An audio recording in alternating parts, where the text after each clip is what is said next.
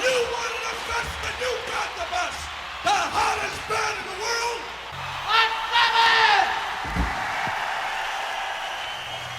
Smack 'em a gub, everybody. Hey, Bjørn-Rune Nilsen. He said, hey, this Sunday coming up is the 40th anniversary of Live Aid. And I was like, oh, yeah, man, but it sucks because Black Sabbath Sundays are reserved for Sunday, so I can't put this up on Sunday. But then I thought, wait a second, Black Sabbath was there. Of course I could put it up on Sunday. This is definitely a Black Sabbath Sunday video. And thank God Bjorn didn't tell me to review the whole thing. He just named some bands and I watched it. Now, before I go into my review, I saw this live while it happened. MTV, I believe it was MTV, aired it live as it was happening. And I had my friend Robert Frederhofer. I don't know where you are, Robert. I know you're watching. He was with me at home. This was my very first little shoebox apartment I had. And we drank, we smoked all day watching this shit. Because him and I, what we were both waiting for was Led Zeppelin. Oh, and by the way, Robert showed up later. I saw Sabbath when it was live. That was like 10 a.m. or something. He showed up maybe a little after noon. And, so we were just waiting and anticipating the Led Zeppelin reunion. I mean, this was huge news, man. To see Led Zeppelin again? Unbelievable, right? So I thought. So I took notes as I was watching all this. And the first one is Black Sabbath. Now, I remember, because I taped it on VHS. You can see the whole performance here on YouTube, but when it was live on MTV, they were showing commercials when they started the song. So I think when they came back from commercial, I think they were in the second verse already. So it wasn't until many years later I got to see them, the whole set on YouTube. Anyway, they did Children of the Grave, they did Iron Man, they did Paranoid. And I gotta tell you, man, they were good. They were not bad. I mean, Ozzy was during Ozzy's glam phase. I call it the glossy. And by the way, I got a total get off my lawn thing to say now about Ozzy Osbourne. All right? Ozzy Osbourne was much cooler when they called him the Madman. Prince of Darkness, these nuts. That shit's stupid. I mean, it's stupid for Ozzy. It'd be better for King Diamond. But then again, it would be King of Darkness. But anyway, welcome Prince of Hell. Did you know that? I'm sure some of you don't know that. The Merciful Fate album, the song Welcome Princess of Hell is actually a misspelling. It was supposed to be called Welcome Princes of Hell, like more than one prince. Welcome Princes of Hell. They never corrected it, even on future pressings, which is cool, whatever. But I thought it was Princess all this time till like, I don't know, a few years ago I read that. All right, Sabbath, phenomenal. Bill Ward with the long hair and the cross and Geezer and Tony ripping it up during his massive cocaine days. Well, I guess probably all of them. Well, probably not Bill Ward or Geezer, but Ozzy and Tony. There's actual pictures of Ozzy holding up cocaine during the fucking Ultimate Sin period. All right, the next is Queen that I got written down here. All right, Queen did Radio Gaga, Bohemian Rhapsody, Crazy Little Thing, We Will Rock You, and We Are the Champions. I know it's trendy to say, oh, Queen was the best band there because they had the money. Well, guess what? I'm trendy too, man. They were freaking phenomenal. I remember watching that the first time, and I'm still not a fan of Radio Gaga, but that live version with the people clapping, man, Freddie Mercury got everybody in that stadium in the palm of his hand. Amazing performance. Unbelievable performance.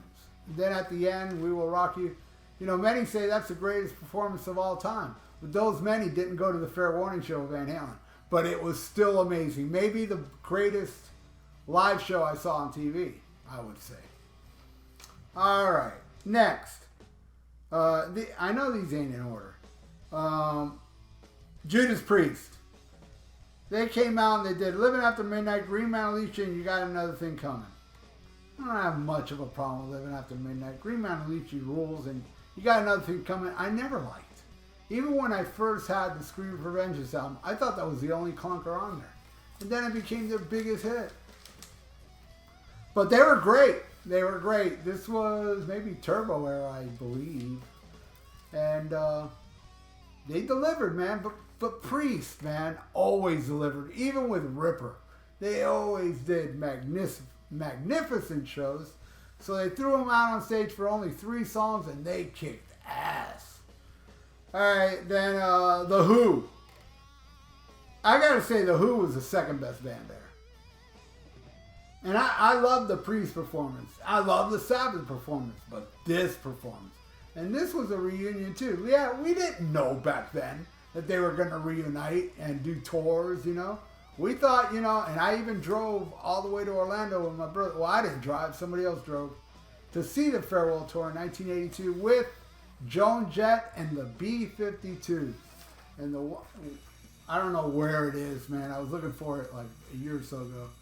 I got a newspaper clipping of that Who show where it's a picture of the crowd. You clearly see me. I know I still got it. I know I didn't throw that shit away. I thought maybe I put it in a Who album. Nope, didn't find it. Checked the Who tour books. No, didn't find it. I don't know where it is. But, man, they do Rain on Me. And my God, does Daltrey nail it, man. Holy crap, that shit was phenomenal. It's amazing nobody talks about that performance. That performance was awesome. They came out and they did My Generation. That kicked ass. They also did We Don't Get Fooled Again, which was awesome. And Pinball Wizard. It was a solid, short, solid set. Like Queen.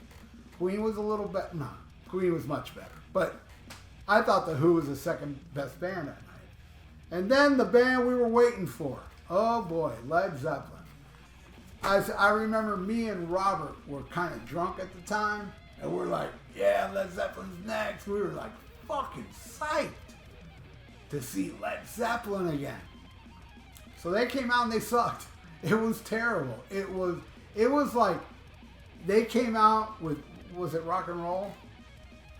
Yeah, they did Rock and Roll first, and it was rocky at best. It was like, ooh, all right, I'll get better. They did Whole Lot of Love, even worse. It was pitiful.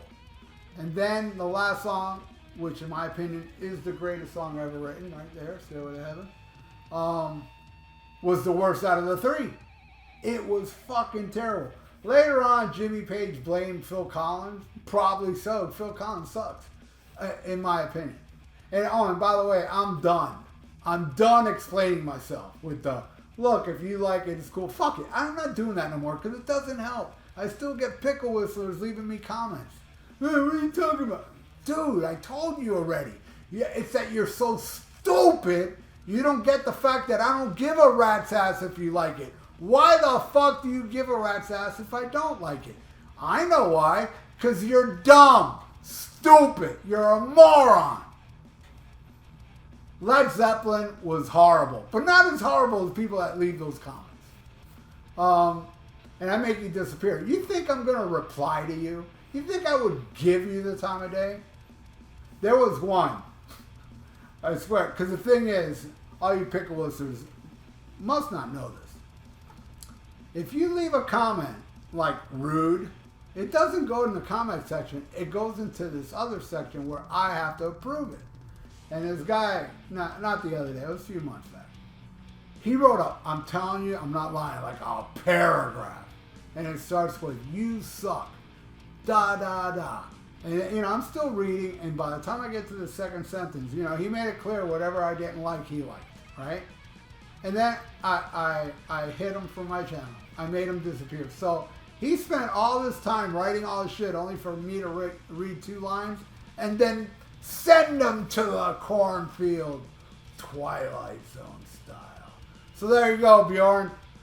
Phil Collins, by the way, played both shows. He played over there in England, then got the Concorde, and then did a shitty job with Led Zeppelin. Did they? I mean, Jimmy Page blaming Phil Collins is a bit of a stretch because Jimmy Page was terrible. He was terrible. I know Jimmy Page is known as the sloppy guitar player, this and that. Jimmy Page is one of the greatest guitar players ever. Ever. I don't care how sloppy he is. He's amazing. Listen to the Rain song. Tell me if that's not pure freaking genius. Every chord he chooses in that song. Unbelievable. So there you go, Bjorn. That is my review of Live Aid 85.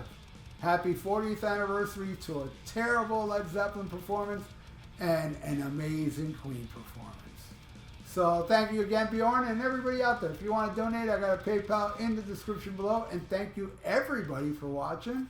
And please subscribe to my channel if you haven't. Ring that little notification bell and like the video. It's good for the YouTube algorithms. So stay frosty. Listen to Black Sabbath at Live Aid 85 and smack 'em a god.